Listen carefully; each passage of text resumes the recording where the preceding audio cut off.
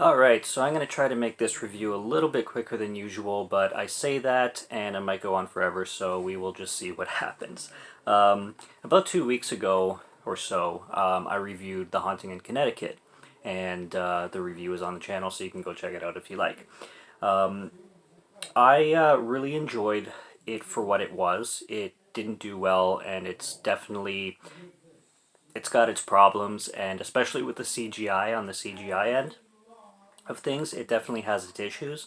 But it was a film that I've always liked when I first watched it and discovered it. And I had a good time with it. I like the concept of religious horror in general, and I think it does a good job. How much of it is a true story, who knows, but anyways, the review's on the channel, you can go check that out. And I wanted to review The Haunting in Connecticut 2, Ghosts of Georgia. This is one that I had not seen before, first time watch. And I watched this about 2 weeks ago, so I'm a little bit late for the review on this one, but I still have it in my mind. I remember everything that, happened in the film and the whole plot and everything. Of course, I got my notes as always, so I I knew, like, it probably was going to be like a more crappy version of Haunting in Connecticut. Why they even call it Haunting in Connecticut, Ghosts of Georgia, makes no sense. I mean, they should have just called it Ghosts of Georgia. What does that have to do with Connecticut?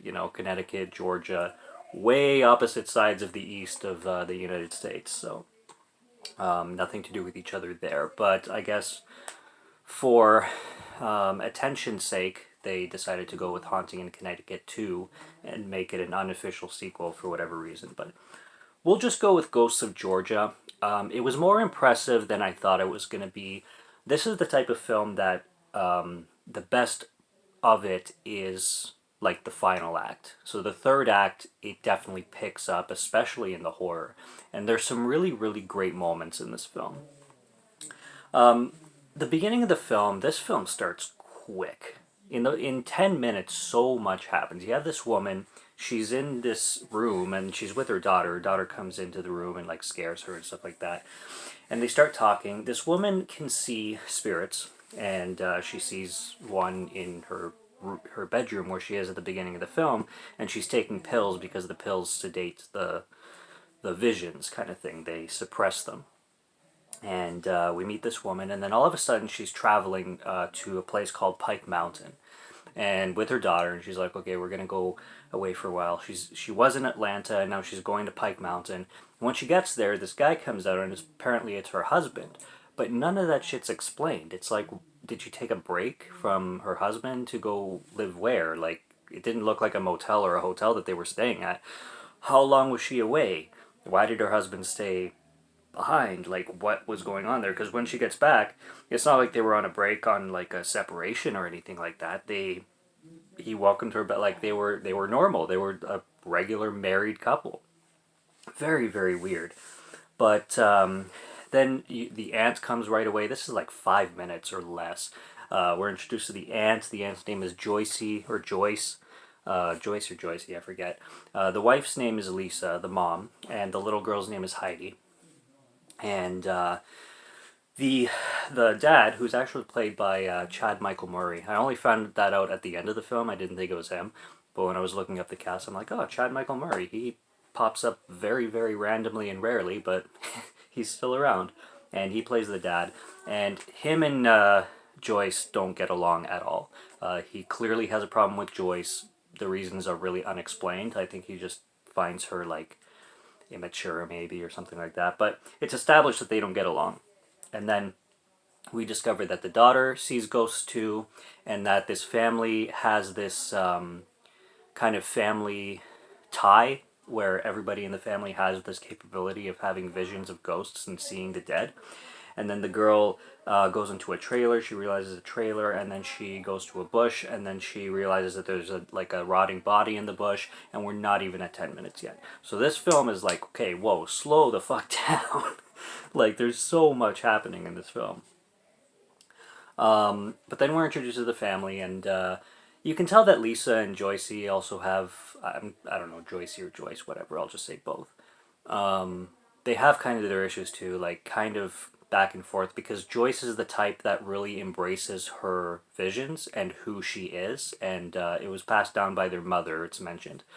And Lisa, on the other hand, despises this. She sees it as a curse, and I'm sure it would be because she's constantly having basically hallucinations, and the only thing that can suppress it for like temporary moments is these pills.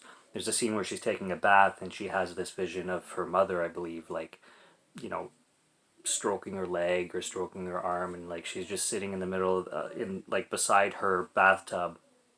A really really creepy scene. So, I mean, it's debatable whether that would be a blessing or a curse. Most people would say curse. I would probably say curse, but Joyce definitely embraces her gift and looks at it like a gift. The daughter starts seeing this guy, this ghostly figure, going by Mr. Gordy, and apparently she talks to Mr. Gordy, and Mr. Gordy is this old man with like a top hat, and he kind of befriends her or something like that. She's always talking about this guy. Obviously, Lisa, the mother, gets very concerned about this because she wonders if Mr. Gordy is a real person, because that's how the daughter is talking about him. She's not talking about him like he's a ghost, right? This movie is also dated because it takes place in like a month to a month and a half because it's based on a true story. Again, how much is it true? Up for debate. But on the title, it's like, sorry, on the title. On the subtitles, it'll date each day, like a Paranormal Activity movie would. So day 7, day 9, June 3rd, whatever time. It'll do that consistently throughout the film. I didn't mind it, but it might annoy some people, just depending on who you are.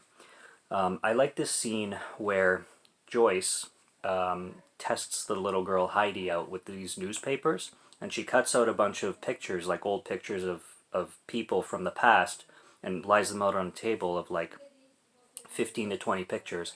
And she asks Heidi to pick out Mr. Gordy, and she immediately does. She picks up the pictures, she's like, that's him. So obviously this pisses Lisa off even more because Lisa is totally shunning, like, she doesn't want anything to do with visions or gifts, or she wants to like deny the entire thing. She wants to completely eradicate the idea that it's even possible to see ghosts. Even though she can see them, she just hates the idea that it's like not normalized, but it's in the family, and she looks at it more of like an illness rather than anything that's even real, you could say. Like, this woman definitely doesn't like the fact that she has that gift, and she certainly wants to like keep her daughter at like as safe as possible and away from these visions as much as she can, but obviously she can't really. There's a scene where they find buried coins because the daughter, or Mr. Gordy, told Heidi where these buried coins are, and then they go dig it up, and lo and behold, they're there. And Andy, it's funny, the father, played by Chad Michael Murray, he starts to believe Heidi really, really quickly. Like, he's kind of skeptical, but like, it doesn't take much for him to start believing in ghosts. And it's kind of funny because you would think that he would be the most reserved guy, like along with his wife. But it's kind of the opposite. He really picks up in the belief, especially when strange things start to happen around the area. So we discover too that this property that these people live on is on basically the station master of an underground railroad from back in the day. Uh, there's a lot of ghosts of slaves in this film, so it could be very touchy for a lot of audiences, depending on who you are, and depending on like whether you take offense to that kind of stuff or not. But it is very present in this film, and slavery is part of the story of this film too, because you have this this station master that back in the day would was part of the Underground Railroad, and he was also a taxidermist. So he was a taxidermist on this property, and we have kind of the same plot going on in the first film where these ghosts can't rest, and because of bad history with the station master, who everybody remembered as being like this great hero and this great guy, but he was not whatsoever. And as the story goes, like, this guy was a horrible human.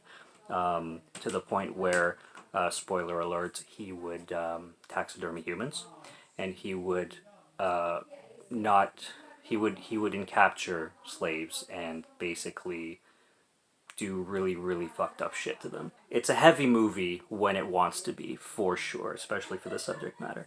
And again, in the third act, when Lisa like goes into like the underneath the house where all this stuff took place, and finds all these bodies that have been taxidermied, and it's crazy, crazy stuff. The film gets very horrific in the third act. It's very weird in the first two acts, as in like it's a bit more dramatic and a bit more kind of weakly directed, I would say. But then it just picks up right in the third act. There's a scene in the third act too where Joyce is, it's my favorite scene actually. She's hanging by these threads, and the threads are in her mouth, and like it's like she's being taxidermied by a ghost, and she has like her mouth being stitched and all this, and she's like, it's all like Hellraiser style. She's hanging, and there's these strings like tied to the roof, and she's hanging like midway off the floor, just suspended by these strings, like straight out of a Hellraiser movie, I swear. Really, really creepy stuff. And what else do we got? There's a scene when Lisa is underneath the basement of the house or whatever. There's this ghost that really reminds me of a scarecrow. It's got like the bag over his head, and it's like the presence of this ghost is really, really creepy. I really love the way they designed that ghost in particular, for sure.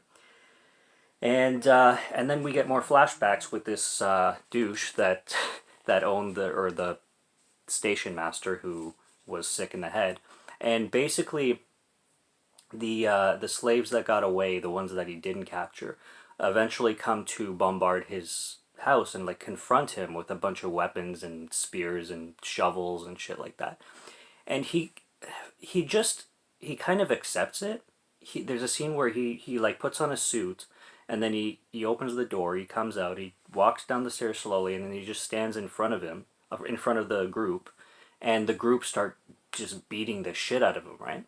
And he just takes it. He's just, I don't know if he just, like, whether he accepted his fate or whether he realized what he did, but then I wonder why he did it in the first place.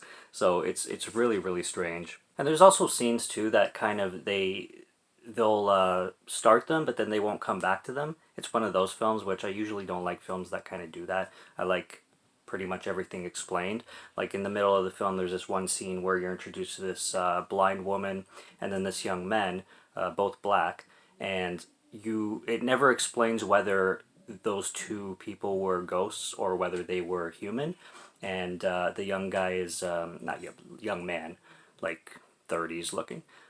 Explains like a little bit more of the history of the property back in the day, and the woman starts to talk to the little girl, I'm pretty sure, just about, I forget what they talked about. I should watch this film again, but yeah, and then they like he starts to, and Andy also, it is Andy, right? Yeah, he's a dick to everybody. He's a dick to Joyce. He's a dick to this young man. He's a dick. Well, he's a dick to Lisa sometimes, but just everybody that comes his way, he's all like confrontational and like how do you say it? Like on edge. Like he doesn't trust anybody. He's a really like aggressive character in that way, and I don't really know why, because every time some new person comes in, he just starts acting like a douchebag, and I'm like, why? Like, what is Andy's problem? But yeah,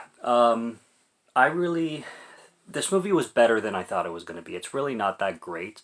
I mean, the first and the second are kind of even in quality, but they definitely have different tones, and they really also don't have anything to do with each other whatsoever, other than being based on quote-unquote true ghost stories. But I really think this film should have just been called Ghosts of Georgia. It would make way more sense. But that's basically what I got on that. Like I said, I went longer than I thought I was going to go. But The Haunting in Connecticut 2, Ghosts of Georgia, there's lots of films that you can definitely waste way more time on. So this one is not bad at all. know what you're getting into and know the subject matter, because the subject matter definitely could offend or bother or disturb some people, depending on who you are, depending on how sensitive you are to certain topics. So that's what I got on that. So subscribe to Morgan Film Fan if you like to listen to my voice, or if you like my film reviews. I'll be back with more when I can. So stay tuned, and until next review, take care and cheers.